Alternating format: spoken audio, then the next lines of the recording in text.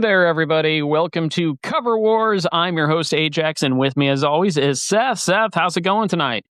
It's going good. All right. Well, let's just ask, and we're going to put it out there. What song are we covering today on Cover Wars? A little song by a little band called the White Stripes, Seven Nation Army. Oh, yeah. Seven Nation Army. So before we get into the song and the bio, we'll tell you about Cover Wars. Our goal here is to find the best cover versions of a particular song. We do that by taking a curated playlist of 20 songs, and from that playlist, we find our 5 favorites. I get my 5 favorites, Seth gives his 5 favorites, and then we battle it out in a cover war to find the top 3 quintessential versions of a song, culminating in the ultimate best cover ever of a particular song. And so, as Seth mentioned, we are doing Seven Nation Army. Just an unbelievable track. Seven Nation Army is a song by the rock duo, the White Stripes. It is the opening track on their 4th studio album, Elephant, from 2003. It was the lead single from the album, written and produced by Jack White. The song consists of distorted vocals, a simple drum beat, and a bass line created by playing a guitar through a pitch shift effect. So, Seth, what are your first memories of hearing Seven Nation Army? I really couldn't tell you my first memories, but I could tell you this. So I got to see Jamie Cullum, the jazz pianist, and he covered this in person, and it blew my mind and gave me the idea for this one. But I will tell you that I do remember my brother really digging this album and Jack White in general. Awesome. So how long ago was the Jamie Cullum concert you saw him?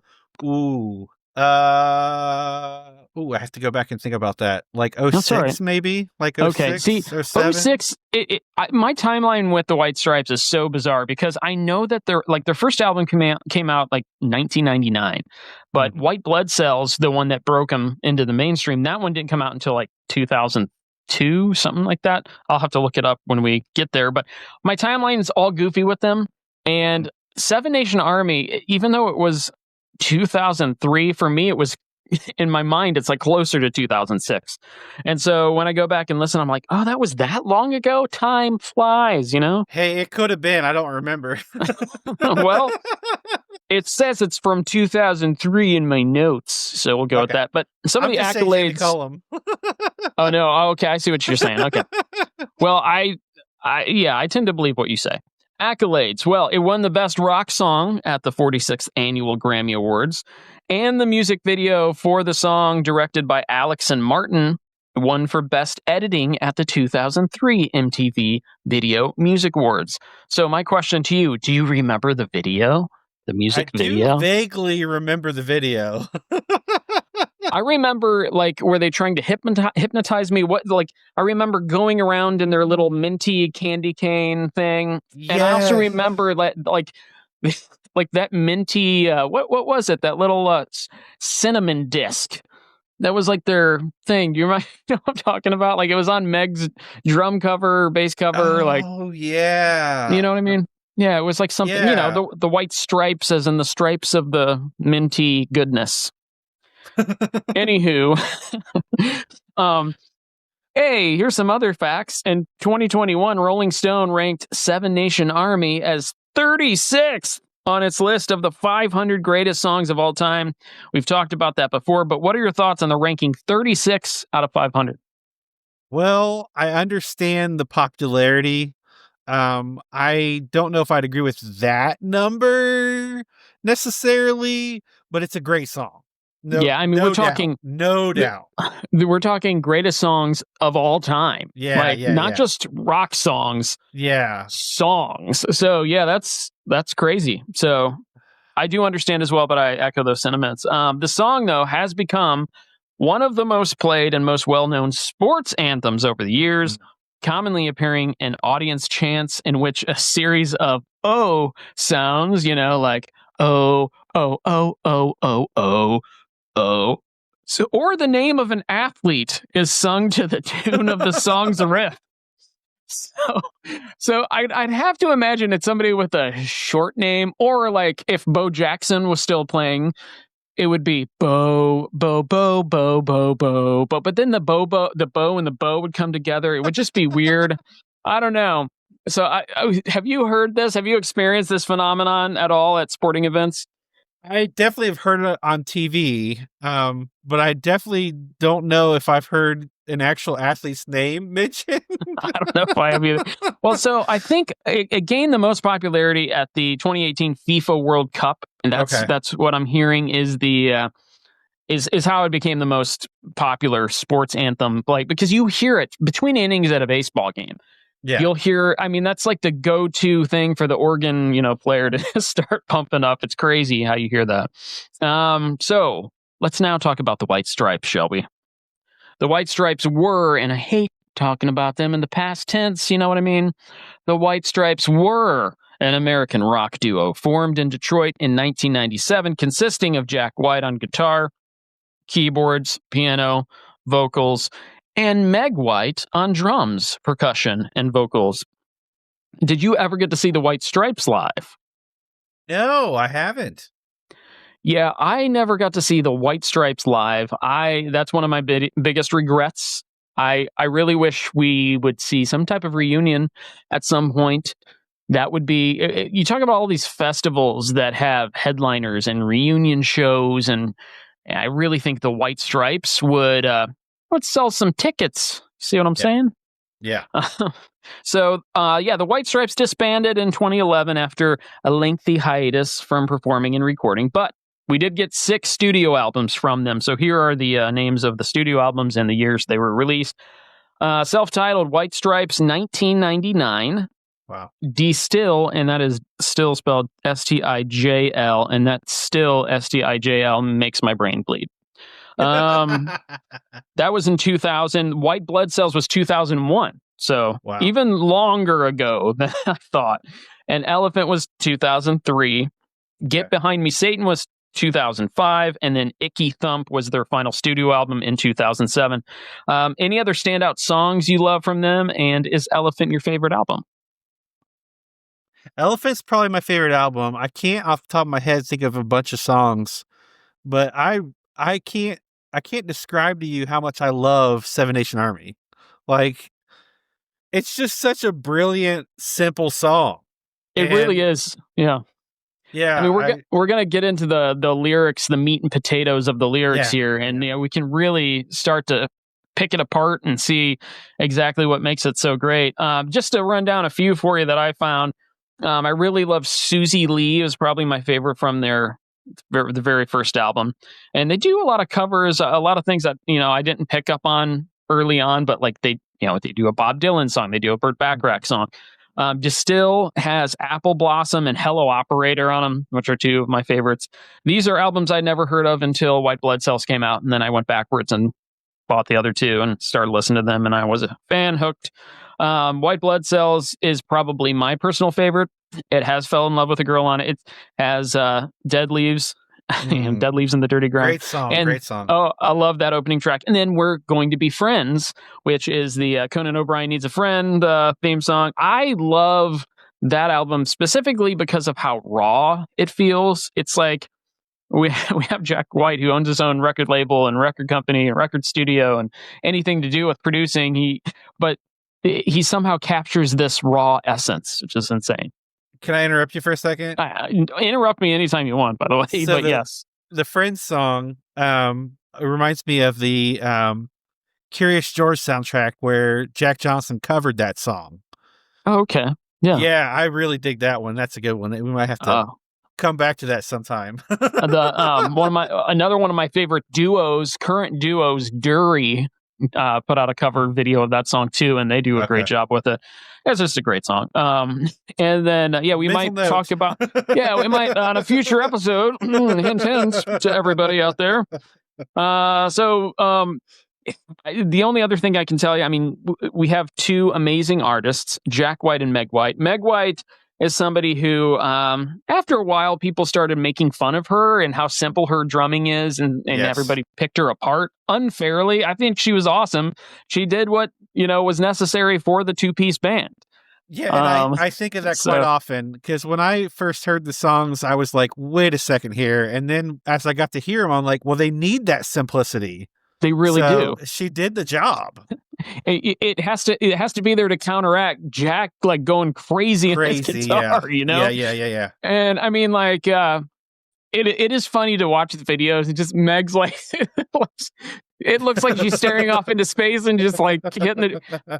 But she's playing in tune. The songs are great. They sound amazing. So there's really, and then the other thing we're going to just gloss over it real quick, but everybody, there was like that mystery. Are they husband and wife or brother and sister and no relation whatsoever? It's Jack White, Meg White, White Stripes. I mean, it is a common last name or surname if you're from the UK. So Jack White, of course, has gone on to do many, many other things. Third Man Records, Empire. He tours regularly. He has 6 studio albums. And then he's got 3 albums with the Raconteurs, 3 albums with Dead Weather. And then Meg White, though, has pretty much stayed out of the public eye since 2011. So we don't really hear from Meg too often anymore. So before we go on to the lyrics, did you have anything further on the history of the White Stripes? I do not. All right. Hey, that's quite all right. So the lyrics, I did, when looking these up, find some interesting things of note. So according to Jack White, the song Seven Nation Army is about gossip. It tells the story of a person who, upon entering a town, hears its residents gossiping about him and proceeds to leave the town in response. Driven by a sense of loneliness, he ultimately returns. And then multiple sources also point out the song's title stemming from Jack's childhood mispronunciation of Salvation Army as Seven Nation Army. So now, after reading that, I'm like, I'm going to sing Seven Nation Army as Salvation and like extend one of the syllables because there's one less syllable. Salvation Army, like the 7 would be Salvation Army, couldn't hold me back. Have you ever heard of that? And will it make you sing Salvation to Seven Nation Army? I have not, and it very well could. Yes. Okay. I've never heard of that either. Apparently, there's a bunch of Reddit threads on it and stuff, and I'm like, is it true? I don't know. That's what multiple sources say. Everything on the internet is true. Everything. All right. So let's get into some lyrics now, shall we? Seven Nation Army. I'm gonna fight them off. A Seven Nation Army couldn't hold me back. They're gonna rip it off, taking their time right behind my back. And I'm talking to myself at night because I can't forget. Back and forth through my mind behind a cigarette. Now, this is the first verse. Then it goes into a pre-chorus. And the message coming from my eyes says, leave it alone. And then we get what is mind-blowing in this day and age, but an instrumental chorus. Every chorus is Jack playing the guitar, just going crazy on that guitar. It's an instrumental chorus, which is one of the reasons, on top of, the fact that this is just brilliant in general and the lyrics are great, why this song is so unique and outstanding. Verse 2, don't want to hear about it. Every single one's got a story to tell. Everyone knows about it, from the Queen of England to the Hounds of Hell. So you can hear that gossip. I'm like, I never put that together before, but that makes sense. I never did either. Isn't that crazy? That is. And if I catch you coming back my way, I'm going to serve it to you. And that ain't what you want to hear, but that's what I'll do. And it's funny because it's almost like a veiled threat there. But I think what he means is he's speaking from the point of view of the person delivering the gossip. As in, that's not what you want to hear, but that's what I'll do. It's like, yeah, I don't want to get involved in any of your shenanigans, lady, or man, or whoever. And then again, the pre-chorus, which changes up, which is what I like. And the feeling coming from my bones says, find a home, and goes into an instrumental chorus again. that instrumental chorus is then followed by an extended guitar solo, which does make sense, it being Jack White. And then here's the famous verse 3. And I say famous because when you talk about Seven Nation Army, there's two things people often go, yes, that beat, boom, boom. And then they start singing this verse, which is weird because it's the third verse. They start singing, I'm going to Wichita. Far from this opera for Evermore. I'm going to work the straw, make the sweat drip out of every pore. Now, a couple things before we move on to the rest of it. Wichita. Wichita's, I guess, what is it? The bureau, the travel bureau, probably probably gives. I can't even talk right now. What am I trying to say? The Wichita Tourism Bureau. That's what the word I was trying to get. The Wichita Tourism Bureau owes Jack White and the White Stripes for just bringing people to Wichita. I bet they're driving, they see the signs for Wichita. Oh, that's where that place is from Seven Nation Army. Let's stop and see what's in Wichita. And they go there and they eat at McDonald's, and then there's nothing here that's any different. I don't know. It's Kansas.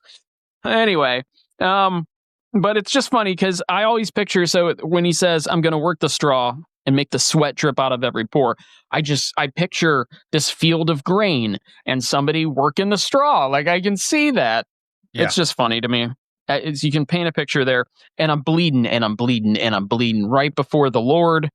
All the words are going to bleed from me and I will think no more. And the stains coming from my blood tell me go back home. And those are the final words you hear, followed by another instrumental chorus. So what are some of the things that you like about those lyrics?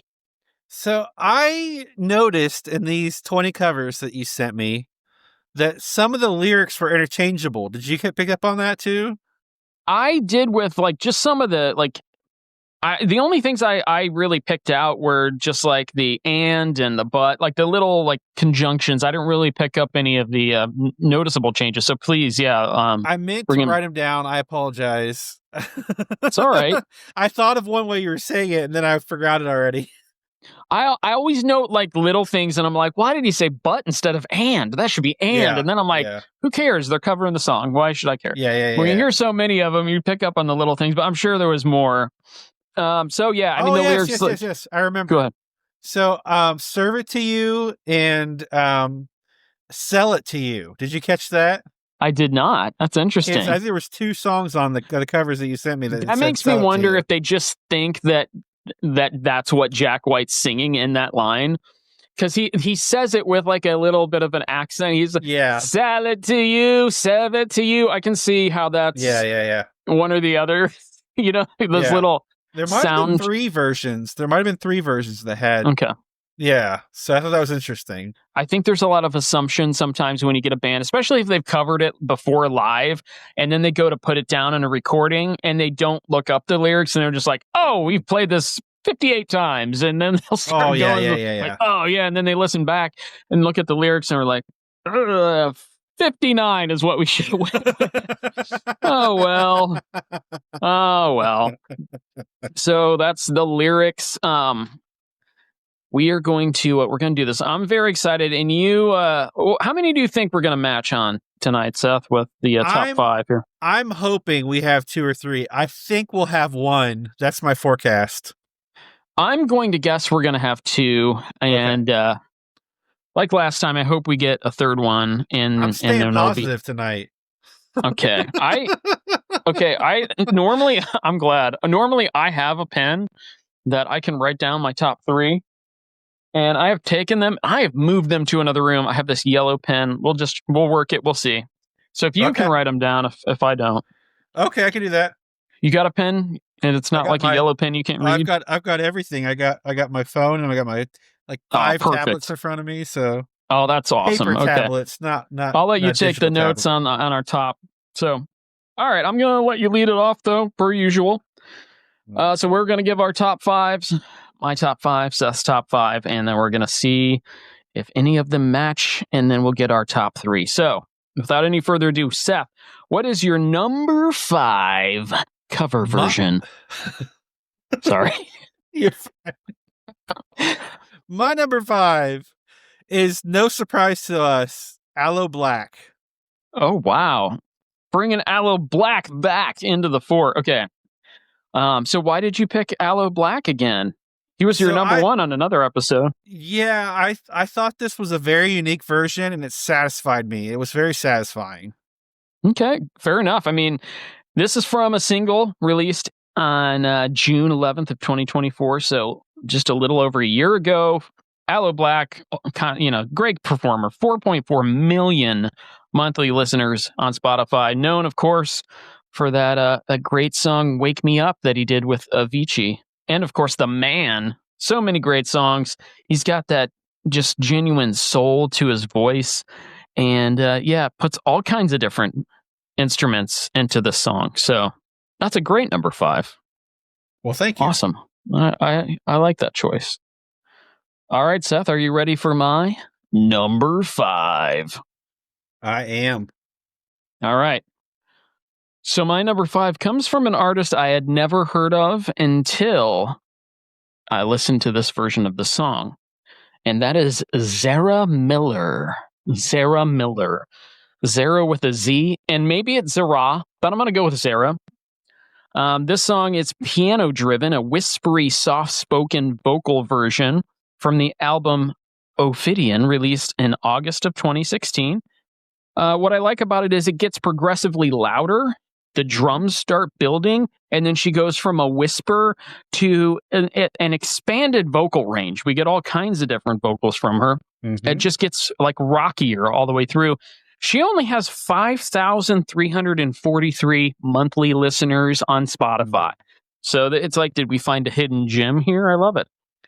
But I looked her up. I couldn't find much on the way of music from her, but she's an actress. She's an LA actress, producer, and has a long list of acting creds on IMDb. So dips her toes in all kinds of entertainment ventures. So that's kind of why. But I love this version of the song, and that is Zara Miller. What did you think of this version? I liked it. I mean, okay, so I'm going to be honest with you. There's 20 versions. I like 19 of them, loved 19 of them. So that was one of them I really did appreciate. And I'm so glad it's on yours for sure. So I'm excited to hear our top 4s. No, I am too. And it's funny that you mentioned that because it reminded me of something I didn't want to forget to say. So thank you. As much as I love all 20 versions of these songs, except maybe 1 or 2 or 3, even the best ones, to me, in my eyes and my ears especially, they do not even come close to the original. Ooh. And I can't say that about any of the other songs that we've done so far, except one very obvious one. And it's just, to me, it's like the White Stripes doing Seven Nation Army. I mean, I don't see how, you get those lists where they're like, what song has a cover that's better than the original? To me, this one's there's never going to be a cover song of Seven Nation Army. And for the sake of the show, I hope that I bite my tongue in a couple years. But there's never going to be a version that's better than the White Stripes original version. So, number 5, you had Aloe Black, and I had Zara Miller. So, Seth, what is your number 4? My number 4, and I'm hoping I'm pronouncing this right, is the Holophonics. Holophonics. I had it right. And Holophonics. Messed it up. All right. This version comes from the Masquerades Volume 1 from December 2012. Holophonics have 15.1 thousand monthly listeners on Spotify, and they call themselves progressive ska core, which I dig. I can hear that. They're based out of Dallas and New York, and they have 17 of these volumes, and it's great. We got the first one featured on this countdown with their version of Seven Nation Army. So what did you like so much about it? So I said punk and ska I like. Hey, I will second that. Put a double stamp right on that because, I mean, that's pretty much punk and ska lived in my brain, in my ears, and were like half the CDs I owned from like 1995 to 2003. So yes, I totally agree. All right, so great number 4 there for you for Holophonics. Are you ready for my number 4? I am. Okay, my number 4 comes to you via Callum J. Wright. Callum J. Wright. This is an acoustified version of Seven Nation Army. This comes from the single released in May of 2020. Callum J. Wright has 303,000 monthly listeners. He's a singer, songwriter, producer, and guitarist based out of Cheshire, UK. And I just like it because he's just got that tender quality to his voice. The versions of his songs, he uploads many tender and profound, sweet versions of songs. And I loved the acoustic version. I've never heard an acoustic version of Seven Nation Army before, I don't think. And so just hearing his vocals with his guitar, I mean, you can tell he plays quite a bit, because you can always you can tell the artists that are new that when they sing with their acoustic guitar, there's a little bit of a detachment. There's not like a marriage to their instrument. With him, it's just like, it's second nature. And then his vocals just shine with it. So what did you think of the Callum J. Wright version? So really, it's funny that you bring that out, because the acoustic guitar, his guitar playing, was the thing I heard most. Like, I was really paying attention to his playing. The lyrics and the song, the Seth vocals, they were a second place to me on that version. I really enjoyed it, and I loved the acoustic version, but I just was really glued to the guitar. That was really well done. Yeah. Fair enough. I like that.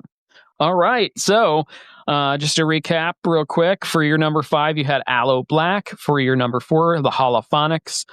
For my number 5, I had Zara Miller. And for my number 4, I had Callum J. Wright. Or my number 5, I had Zara Miller. And number 4, Callum J. Wright.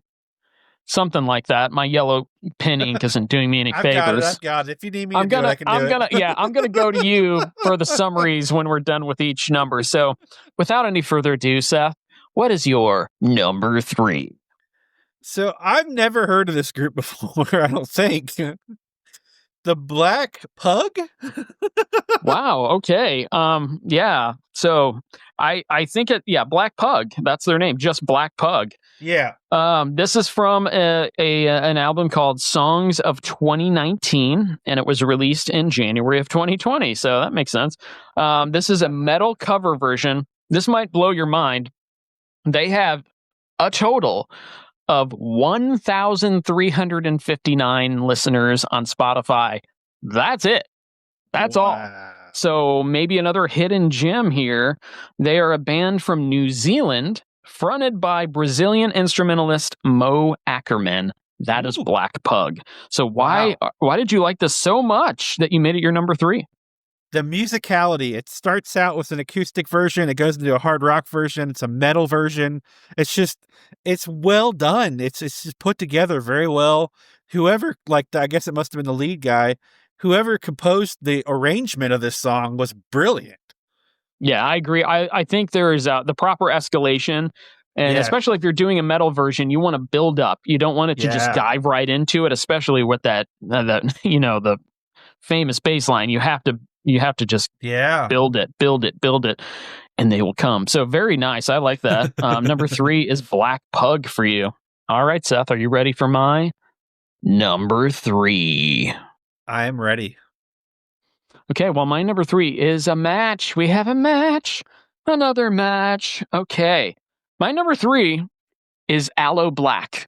Whoa! That's right. Aloe Blacc. Now, I didn't like his version of another song that we did recently as much as you did. But this one, he keeps the correct time and measures, and I love it.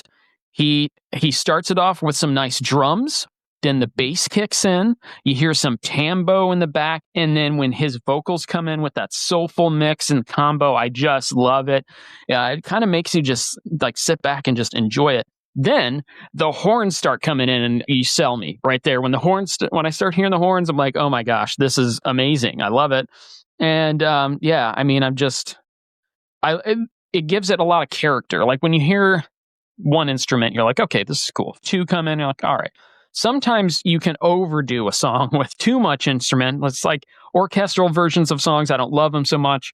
But when you have a couple horns come in at a song like this, that really just adds a character to it. I love it. So for me, it's number 3. All right, Seth. So we have our first match. I like that. Your number 5, again, was Aloe Blacc. Your number 4 was the Holophonics. And your number 3 was Black Pug. My number 5 was Zara Miller. My number 4 was Callum J. Wright. And my number 3 was Aloe Blacc. It's top 2 time. Oh, wow. Seth, what is your number 2? This will surprise you, I'm sure. I can't wait to hear it. All right, my number 2 is DJ Fluke with Jackie Nelson. Okay, so you're not wrong. That surprises me. Wow. Okay, so now it's not. I don't think it's bad. Don't get me wrong. DJ Fluke and Jackie Nelson, though. This is the EDM club version. Mm-hmm. This song was from a single release on January 2021. Now, those names, we might not have heard of them, but they are very popular in the music industry, especially the club industry, because DJ Fluke is no fluke. He has 1.4 million monthly listeners on Spotify. He's an Aussie DJ and is huge in the global music scene. And then Wow. Jackie Nelson has 1.5 million monthly listeners. Whoa. She is huge, and she comes from LA. She's a music artist in the dance field, so she does a lot of the vocals on the EDM tracks that you hear at clubs and raves and all kinds of good stuff. So while I didn't love this version as much, I do, and I'm very interested in hearing, I want to know your take on it, why you thought it was so good you put it at number 2. So basically, it was the arrangement. I was just astounded by the liberties they were taking with this one. It was just so different than the original. And honestly, I've got some good speakers. It sounds amazing. Nice. No, what's really funny to me, even though I'm not like huge in EDM and club music and that kind of stuff and dance hits, sometimes you can take a rock song that you don't think will work in that genre, and then you can plug it in to that genre, and and if it's done correctly, like it's done here, you're just like, wow, that is crazy that works, but it does. Yeah. So I totally get it. Not my thing, but I'm glad it's your number 2. That's great. Seth, are you ready for my number 2? Oh yeah. Okay, your number 2 said it was going to surprise me. My number 2 might surprise you too, because it is a little bit different. But I'm going to go with it because I love it. And that is by a band called Future Royalty. Future Royalty. This is from a single released in September of 2020. And I would categorize it personally as an industrial rock version of the song. But when I look it up, I realize, they're an LA-based indie rock and alternative rock band. That's not what I would categorize them as, but okay. They do mention the strong percussion and heartfelt vocals, and that comes through tenfold on the song. That gets better and better and better with each verse. So you mentioned the progression of that Holophonics version. I really picked up on it with Future Royalty. It starts off pretty good, gets really good, and by the end of the song, I'm so hooked. And that bass, the percussion, it's just has me. They currently hold 188,000 monthly listeners on Spotify. Check them out. They are Future Royalty, and they are my number 2. Wow. So I'm a little shocked. Yeah, we have some interesting things going on here before we get into each other's number 1, and this might be a difficult top 3 ranking. But before we get into our top 3, it's only right we talk about before we get into our top 1. What am I saying? It's only right that we go over some honorable mentions. So Seth, do you have, how many honorable mentions are we going to get from you tonight? I have 5. Okay. The reason I have 4, why, so that's fine. No, go for it. The reason why is because I had a hard time deciding which ones to actually put in my top 5. I loved almost every single thing that you sent me. I mean, it was like, I just loved it. And some of them were interchangeable. Some of them were so good. They sounded like another one. And I was like, which one do I like more? It was rough. So I'll start it off. My number 10 was the Dynamics. I really like that version. Okay. So the Dynamics are a French reggae ska band with soulful fusion. They have 3 full lengths on Spotify, and they're featured on a bunch of different compilations. They have 198,000 monthly listeners. Wow. So, yeah, that's the Dynamics. Who else we got? Number 9, the Virginia Bells. All right, Virginia Bells, little Barton Bellas feel. Bellas. Yeah. No, you were right, Bells. Okay. I was talking about those Barton Bellas from Pitch Perfect. Give me that feel. They only have 3,090 monthly listeners on Spotify, but they are the oldest and most established all-female identifying a cappella group at the University of Virginia, hence the name, the Virginia Bells. So, very good. What else we got? At number 8, I apologize. It's okay. It's okay. I have Callum J. Wright. Hey, don't apologize. It's all good. He's in your honorable mentions. I mean, that's cool. I really dug it. I really did. I swear. Cool. So we talked about him already. He's got that acoustic flair from Cheshire, UK. All right. Who else? The Fifth Guys with Paulina Grace. All right. Fifth Guys and Paulina. So Paulina Grace. This was from a single released in 2020. Fifth Guys have 814 monthly listeners. They are an Italian bass, trap, and electronic synth duo. So the vocals accompaniment is Paulina Grace with 206,000 monthly listeners. The Argentinian international power pop dance artist is Paulina Grace. So there you go. So they combined for a nice version of the song as well. And anybody else?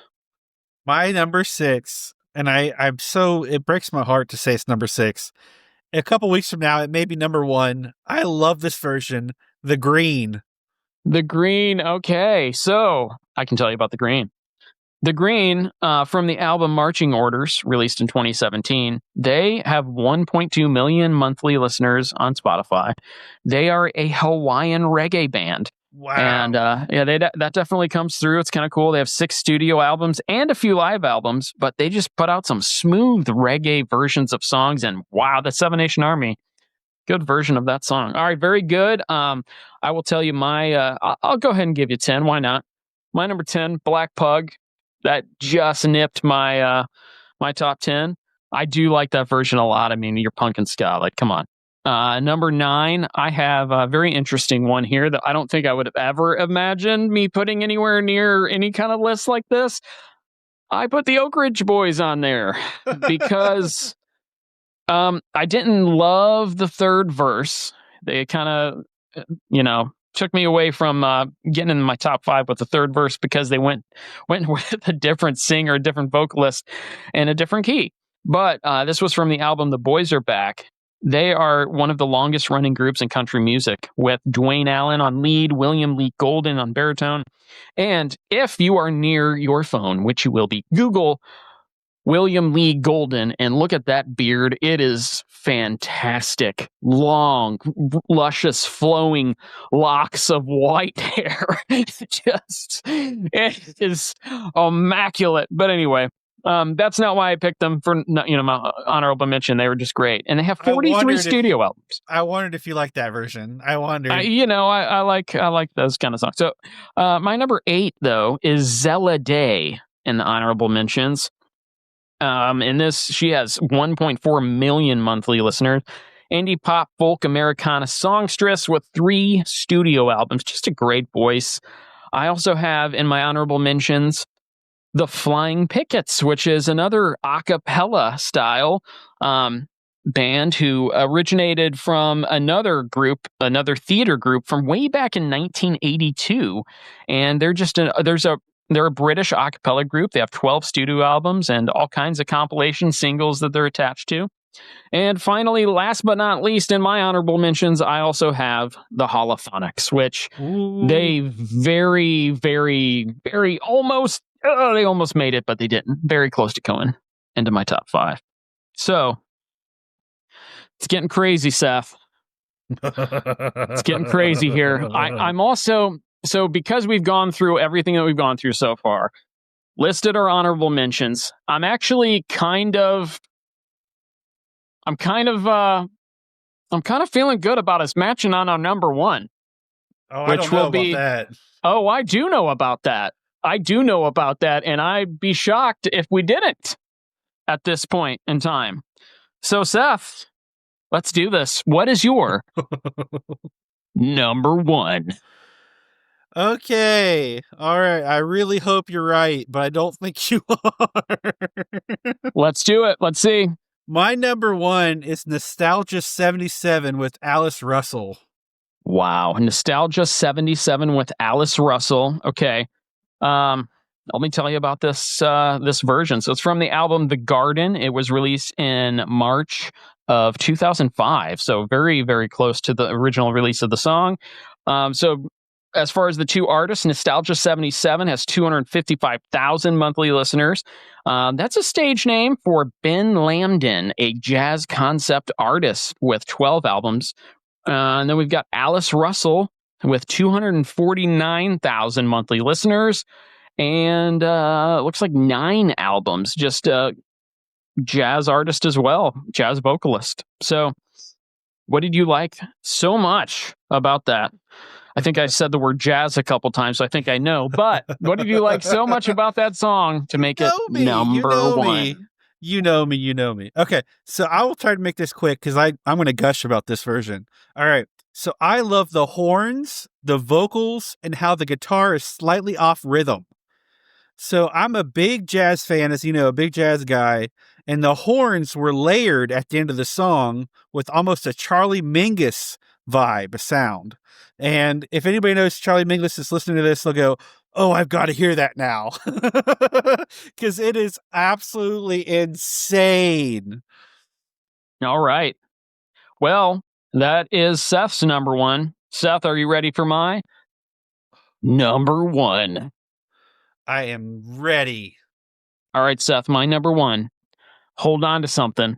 I'm holding. My number one is Nostalgia 77 and Alice Russell. What? 100%. I am not a jazz fan. I am a fan of music in general, but I'm also a huge fan of Seven Nation Army. And I went back and forth with this version, but ultimately it's my number one because it's just so good. And a lot of the things you mentioned is a lot of what I liked about it. It's just a really cool original song. And you mentioned that the guitar was offbeat. And I think that is intentional so that Alice can then extend the notes. She draws out the notes and just wails. I mean, that guttural wail that she has in her voice, that range that she puts into her version, it's unbelievable. But my favorite part of this whole thing is that stand-up bass, that up against that bluesy, sultry voice of hers and the guitars, and then the sax comes in. Her vocals are all over the place in a good way, but the stand-up bass, the picking of the bass, and this has to be my number one, and so we matched our number ones. Wow! It's only happened like once before, I think. So we it need happened to celebrate again in some way. Yeah, I mean. Again, I'm not a jazz fan, but this is the best version of the song. It's just so good.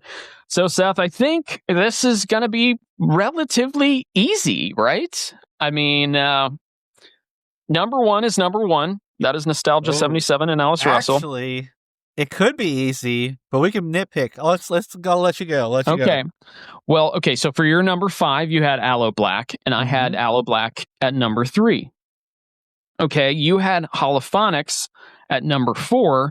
I had Holophonics in my honorable mentions at number 6. Okay. So if we're nitpicking, we had 2 in our top 5 that matched, and then I had 1 in my next closest honorable mention. You had them in the top 4. So I'm thinking, but my number 3 is Black Pug, and your number 10 is Black Pug. True, but I didn't like the Black Pug version enough to even. Okay. I mean, it was just barely in my top 10. I kept going back and forth with it. I really, really did like it. It got a little loud at the end, which I'm okay with. I'm an old guy now, but I'm still hanging on. I hear some growling, and I'm like, those growling whippersnappers. But it was I'm all not right. going to argue with you. Those three are amazing. So we'll all go right, with so those. here we go. All right, so here it is. Our top 3 versions of Seven Nation Army by the White Stripes are as follows. Number 3 is the Holophonics. Number 2, Aloe Black. And the number 1 version of Seven Nation Army by the White Stripes comes to you from Nostalgia 77 and Alice Russell. All right. How do you think we did tonight on the Seven Nation Army show, Seth? I know it's just our personal taste. I think we did an amazing job. I would agree with you. I totally agree with that. I mean, this was at first I thought it was going to be harder than it was, but then we looked at it and we were like, okay, yeah, this is good stuff right here. Okay, so before we move on to where they can find us and look us up and sub and like and share and all that good stuff, we have some business to take care of because one of our good friends, Ben, has given us a song to cover on our next show, and he will be joining us on our very next show for next week. And are you ready to hear what song Ben picked out for us? I've been waiting for this, so I'm like so in tune for this one. Would you say that you've been waiting for this moment for all your life? Because we're going to do In the Air Tonight by Phil Collins. What? Yes! What? In the Air Tonight. So that is the one that Ben has picked out. Oh. The playlist is ready to go. I'm going to send it to you here after we close out of the show, and I'm excited for it. I mean, I think it's going to be great. It's going to be great to have Ben on and go over that great classic song. With we go from one of the most popular bass guitar riffs of all time, and then we're going into one of the most popular drum beats of all time. Yeah, like no doubt. So, Seth, where can the people find us on the old socials? On the old socials, you can find us at at Cover Wars Podcast on YouTube, Cover Wars Podcast on Facebook.